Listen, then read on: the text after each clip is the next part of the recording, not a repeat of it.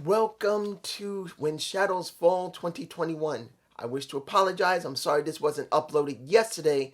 I've been having problems with my internet. I'm actually going to see if I can get Verizon Files. I actually made the order for the installation. Hopefully everything goes well when they come in here because it's an old building, but I'm getting rid of cable. My internet just keeps going down, goes up, goes down, and it's hard to watch things. It's just hard to watch things because the internet keeps fluctuating so much. But I did manage to see it this morning in a replay, so here we go. I'll say this, the show was good. Now, the camera work wasn't that great. There was a little bit of problems with it. And I'm not going to show you the camera angles that I got because I could. It's a ref ass again. Ref asses. But the point is, it wasn't perfect, but it was way better than Back to the Attack. It just was. Back to the Attack was horrendous. Here, it was acceptable. The camera was alright. Now, we got a fatal four-way tag. This was interesting. We got Boogie and Rocket. We got the End. We got Sal and a guy named, Rudo. And then we had some tag team from AAA named Le Rebellion. Interesting. I don't know if they're going to stick around. Hopefully they will because we need more tag in the tag division. It was not too bad. The question for me is, what is Sal going to be doing with Rudo?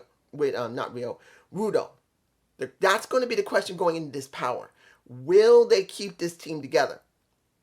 That's going to be a very interesting question because Rocket and Boogie didn't seem to be bad. They actually worked pretty well. The End is just the End. Odinson is just like a beast. The paint on his mouth, though, I don't agree with. I think he doesn't need it. That spray in his mouth that he also does with his partner, I don't agree with it. He doesn't need it. It's not a very great gimmick, counting if it's not too dangerous to them to have in their face that type of paint. I just don't agree. But they're still a good tag team. That's just me. You guys tell me below. But Le Rebellion won. Is this the prelude, finally, to seeing a new tag team that's going to come in and take care of Stevens and going to take care of Kratos? That's a question. The grudge match between Pope and Tyrus. It was a good thing that the the television title, I'm thinking about the TNT title this Friday. What are they going to do with it? With Miro and Eva Uno. But seeing that the television title was not up for grabs, I'm glad. This was just a grudge match for a beatdown. And I will say this. Tyrus still gets tanked in the ring. There is no lie in it. But he actually looked acceptable here. He basically was put over by Pope. Pope made him look like $1 million. This will show you the difference between a Tyrus and a Pope. This is Tyrus. This is Pope. You can see who does the better work. And it's not because Tyrus is super fat and out of shape. No, it's not. It isn't. It's just there's a quality of skill and storytelling that Tyrus has compared to the Pope. That is just how we've always known it. He's a great commentator. He's a great manager. And he's very good in the ring. That's just how Pope works. But in the end, Pope didn't win here. Tyrus did. Why are they still going with this? Can't you move on from this? I want to see the Pope win his 5th and 6th and 7th match. So then you're going to have the Pope go up against Nick Aldis, an entirely new dynamic. That's what I want to see. I want to see that. I want to see the Pope give up his title and then start pursuing the world title. That's what I want, but you guys tell me below. Now, this is where things get interesting. Melina and Thunder Rosa versus Terrence Terrell and Kylie Ray. Kylie Ray is signed to the NWA. Well, it's been about roughly, a year and a half since anyone's generally seen her on any platform. Of course, she was in Impact Wrestling, but she had to leave because of depression problems. which I understand. I got depression and anxiety. As I've always said, it is not an easy time. Sometimes I'm here, sometimes I'm here. Then I'll go down here, then I go here, and I go all over the place sometimes. It's just how it is. Having mild depression with anxiety is not easy, particularly in a pandemic. It has been very hard for me. So I can understand she had to leave wrestling and retire for a while. It is not easy having depression. But she's now working for the NWA. She's not gone back to Impact Wrestling. I'm hoping this is like a stepping stone for her, because NWA cutting her teeth on working on her style again, working on her gimmick, working on her mic skills. This is a perfect opportunity for her to improve dramatically. And Billy Pot, let me put it like this. I don't think William Patrick Corgan would really do something bad to her. So this might be a really good handheld beginning for her. You never know. Now, after what happened with the malfunction on the last Power with Melina, Melina came out wearing not just her regular clothes, but a blue top on top of it. I guess she wanted to make sure those lovely little tatas didn't pop out of her top again. Well, wasn't a good match. It was okay. The person who really was spotlighted here was Kylie. They wanted to make sure that people saw her and to reestablish herself as a true workhorse, because she is damn good in the ring. You had, Terrence is all right. Melina's all right. But when you see Thunder Rosa with a Kylie Ray, who could, if she stays in NWA right now and has a similar type of contract that Thunder Rosa has, where maybe eventually she will go to AEW and maybe do a little bit of dark work. You never know. Billy may allow that eventually. Not now. I'm hoping she will not rush off to AEW. I'm hoping that she'll be on NWA for a while, and then her contract does allow for it in maybe 6 to 8 months. And I know people say, you're going to have her stuck on NWA. Yes. Like I said, she's been gone for over a year. This will be a great time for her to work on her skill again, get some ring rust off, work on her style of her gimmick, work on her mic skills. Remember, in NWA, you do not have any music. You have no Titantron. You got nothing. It's just you and your gimmick and what comes out of this mouth. That is what I think is a great gift for her, if she takes advantage of it. Yes, it's a minor promotion now, even though it's one of the most oldest. But it could still give you something if you take advantage of it. That's just me, guys. Tell me below. And it was, what was it? It was Kylie Ray who got the pin over Melina. It's going to be interesting what's going to happen in this Power. Now, the best match of the night.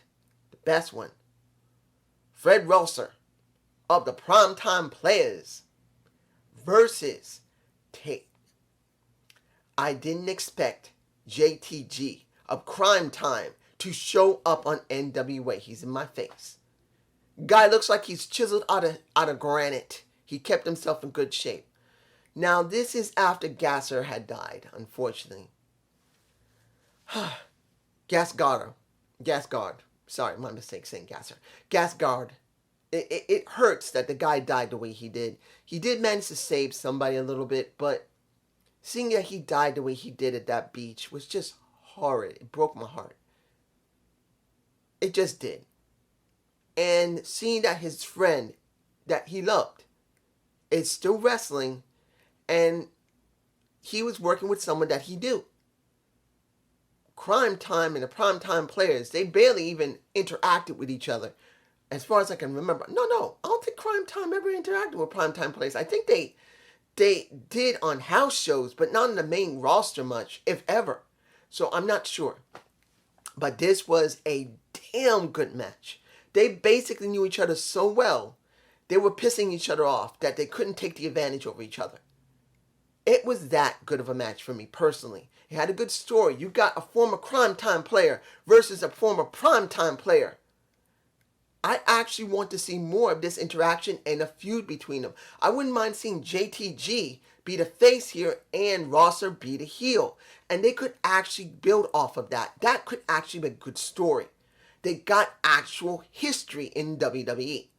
There's no lie about it. We know it. They even mentioned it when it came to Joe Gilliam. He even mentioned that primetime players in crime time, something many people really wanted to see. There's nothing wrong with mentioning it. Unlike the WWE, they can't mention a damn thing because of Vince. And now the new Khan that's taken over the CEO position of the WWE, as far as I understand, or the president, whatever it is acting stupid. You never know what the WWE is going to do. I did hear the rumor about them wanting to get buyed out. Well, Vince wanted to buy out the WWE. I don't know yet. But it's JTT. Seeing JTG win was actually a good thing. But the question is going to be, will they build off of that? That's the question. Now, the triple threat tag team match for the NWA tag titles. This was interesting. This is the first time not only a triple threat was done that I've seen on NWA. It wasn't a traditional triple threat. It wasn't just two guys in the ring and someone had to tag out from one of the three groups. It was all three tag teams that had a person in the damn ring. Now, was that a good thing? Honestly, it felt very, very, very messy. I've never seen all three guys in a triple threat tag team match, which is basically like a tornado tag, but with three guys on the outside and three guys on the inside. But still, it was different, but it does not mean it worked well. It didn't flow very well. Now, mind you, seeing that you had Kratos get hurt, that he get his leg wiped out early, and it's Stevens checking up on him, saying, now you're right, you got to be able to handle this. Come on, you can do this. I believe in you. Kratos gets back in the ring, and Stevens takes over. Stevens did the majority of that match for his team. He got himself beat down, and they were trying to set up Kratos and Aaron Stevens finally getting on the same page. Why? I'm confused. For months, you see Kratos not wanting to work with Stevens other than needing to work with him because he paid him. And now going from that to finally wanting to work together because Kratos, after a certain amount of time, he saw Stevens getting his ass whooped, trying to run back into the ring. Well, yeah, he got thrown out of the ring, got back in the ring, tried to tag Kratos, was not allowed by two guys. Two guys constantly were pounding on him, wailing on him, and destroying him. Kratos, who's already limping and hurt, and still trying to convince him that don't give up on Stevens, saying, come on, you can do it. And Kratos began to turn, not to a face, but now saw that this guy, yes, I'm the merc for the guy. I merc for him. I'm a mercenary. I merc. He pays me. But now want to say, well, this guy is showing me something. Maybe I will at least show that I care a little bit. Then by the end of it, when he pretty much gives I believe it was Crimson, a nut shot, and I believe I got that shot in my face. If I don't, I'm sorry. Stevens gets the pin and the win. Now, Stevens didn't see it, but the point, and I agree with Tim Storm, this is not about how you won. Cheating, yeah, it happens. Everyone cheats sooner or later. In some form or fashion, out of frustration, out of anger, you turn from heel to face. It doesn't make a difference. But it's the first time that you saw Kratos finally care enough about his partner, not other than him getting paid, to actually care about him, give him a shake of the hand. Shake of the hand. Now, for me, I'm going, what? It makes sense, but then at the same time, it doesn't make sense, because now what does this mean? Kratos is not turning face. I don't believe that. He's still going to be a heel. But now maybe they have something in common, but then does that mean we're going to have Jax Dean and finally Crimson finally fight one another and break up the War Kings? Because one of those two teams was supposed to break up. Now one of them looks like it might be possible to keep, and the other one, because now Crimson got the nut shot, And Dean might get pissed off because his partner couldn't get the job done. Or better yet, Crimson gets pissed off because he should have been there for him, his partner, Jax Dean. That's at least from what I can tell. Now, we got the match that's going to leave a lot of interest on AEW. Selena Deeps versus Camille for the NWA title. This is a very interesting situation, guys. Deeps has been working with AEW. I fuck AEW. Oh, and fuck NWA for not spotlighting Deep properly. Yes, she's held the title for a long time. Yes, she has presented herself great for NWA. But when it comes to NWA, when it came to Red Velvet and the person before that, why didn't they spotlight that she was wrestling again, like Rio and Red Velvet? Why didn't they, like I said, if anyone thinks it can't be done, it can be. In the advertisement where there's Austin Idol, you could replace that with Selena Deep saying, hey, I'm going to be coming back soon. But I got to be facing this person, and I got to be facing this person. And when I come back for When Shadow Falls, I will show how dominant I am. How hard is that to insert that into a video? It's not that hard. It isn't. You cut out Austin Idol, put in the Selena Deeps. It's not that hard to do for each of those episodes. Hell, Power Surge, you could have put her on there, and that would have made it more interesting. As far as I know, she was never shown, but that's just me. Was this a good match? Well, let me give you like this. There was a lot of no-selling from a Camille. Camille should have been hurt multiple times with her knee, getting some dragon corkscrew on the second rope from a Selena Deeps. She didn't sell. Not one damn bit. She refused to sell. And when she did sell, it wasn't much. Eventually, Selena Deeps getting kicked out of the ring multiple times, getting thrown around and literally basically bending her ass over and letting Camille stick a stick up its ass. Up her ass. You get my point. She put her over as much as she could, trying to still show that she's a great wrestler. But in the end, putting over Camille how strong she is, putting over Camille how dominant she is, putting over Camille didn't really have great. I'll give it to you like this. Her stamina is good. But her stamina is not a Selena Deeps. Selena Deeps' stamina is amazing. That's what happened when you do yoga. Maybe I should do it. But in the end, Camille wins.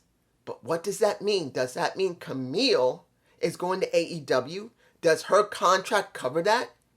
Or because now that she's dropped the title to Camille, Selena Deeps is going to possibly be finished with NWA and is going to be now going to AEW with a contract.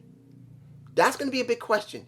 Is Selena Deeps done with NWA and is going to AEW because now she's dropped the strap at their pay-per-view and now maybe she will finally begin to work on their roster? Because if she goes on AEW, NWA is going to lose one hell of a very important wrestler. But that's if her contract is not up. If she's not up, maybe she's still going to be working between NWA and AEW like a Thunder Rosa currently is, which would actually still be good. But I truly hope, for me personally, I truly hope Camille does go to AEW and show AEW what an NWA Women's Champion really looks like. Because I would love to see a Camille and AEW destroy everyone.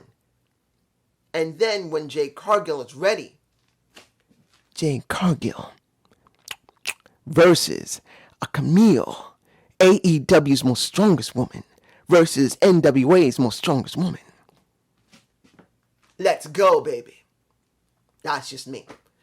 Finally, the screw job. I'm using that title because it's the right one to use.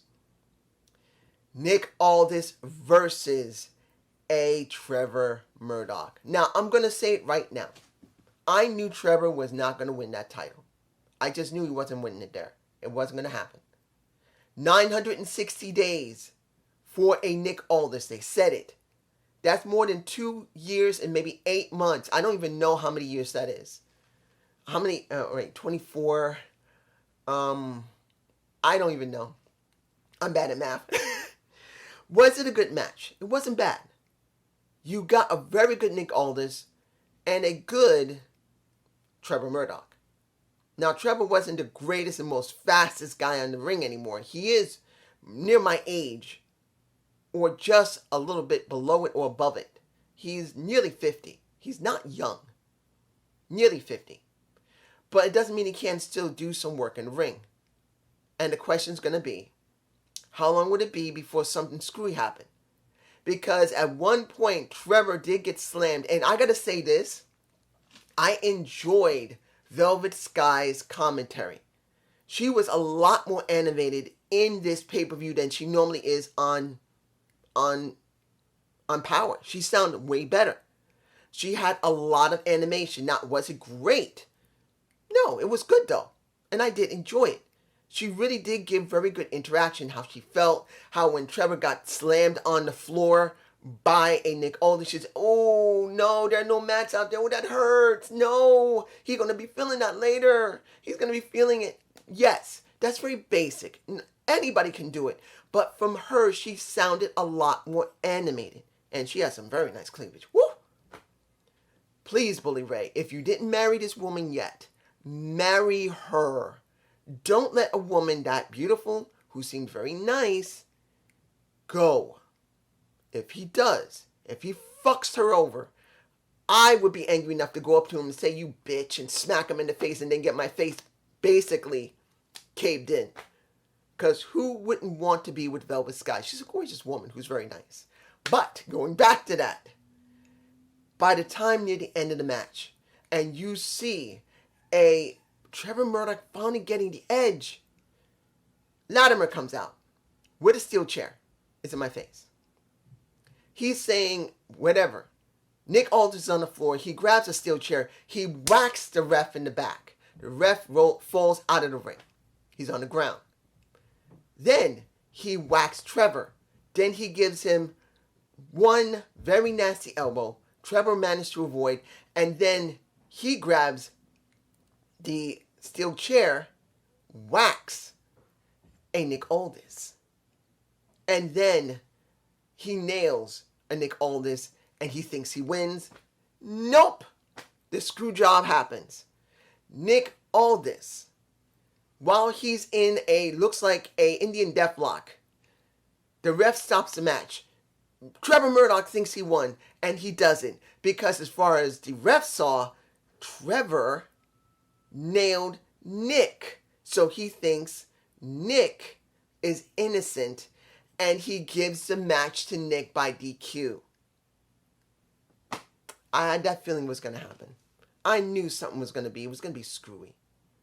It was going to be screwy, and I was right. And after it was over, Trevor making very clear, I don't know what the hell to do, guys. Shit. He curses. I've given everything I got and even more. And look, I know it's not been easy dealing with Strictly Business. And Joe Gillen was pissed off as hell. You could hear Velvet Sky being angry, which sounded good. And Tim Storm was not happy about it. And you hear Trevor pretty much saying, I don't know what else to do. I've given it all I got. I doubt I'm going to get another shot like this, guys. I've given it everything. Shit. What else can I do? I'm sorry. I know you gave your investment in me. I gave everything. And I'm so sorry. I'm so sorry. And when it was done, they went back to the host, the commentary team, pretty much saying, he has nothing to say sorry. We got to know about Nick. Nick is the one who should be ashamed of himself. And they make it very clear that Nick Aldis is one hell of a heel that you must despise, hating everything of Strictly Business. So, the show ends with a screw job. And I'm glad it did. Because I knew there's no way on this green earth Nick is going to job now. It's got to be a good reason for him to job. And right now, being the second pay-per-view of this year, it's just not enough. It needs to be something more. They need more. So they need to build on top of this from NWA Power. Power needs to progress this. with Trevor Murdoch trying to find a way to get back up on top again because now he's got to go to the back of the line. Then you got the Pope hoping that he keeps his next 3 wins clean from Tyrus. Tyrus must not beat the Pope for that title. The Pope has to have that chance to go up against Nick for the 10 pounds of gold, maybe at a pay-per-view. You wonder about JTG and Fred Rosser. Are they going to have a feud now? You need it. Will La Rebellion be a part of NWA? Or is this just a one-time thing? Is the War Kings going to break up? Is this one moment of Aaron Stevens and Kratos being together? And you know Kratos is not turning face. He's just not. But they will work together. Is that going to last, or will they finally break up? Will this be it? And within 2 episodes of Power, we're going to finally see them break up. And then the titles will go to the War Kings or Boogie as well as Mackay Rocket. Or maybe Boogie with Mince. You never know. But it's just me. I hope you enjoyed this. I got to say about this Shadow Falls, it wasn't a bad show. I did enjoy it. Shane Molina didn't show boobs again. But it was a good show. Now watch for my Gump reports. I'm going to be doing a couple of extra ones this week. And I might upload 3 Gump reports this week. 2 or 3 of them, I think. I'm not sure yet because there's certain things I got to do this week. Peace.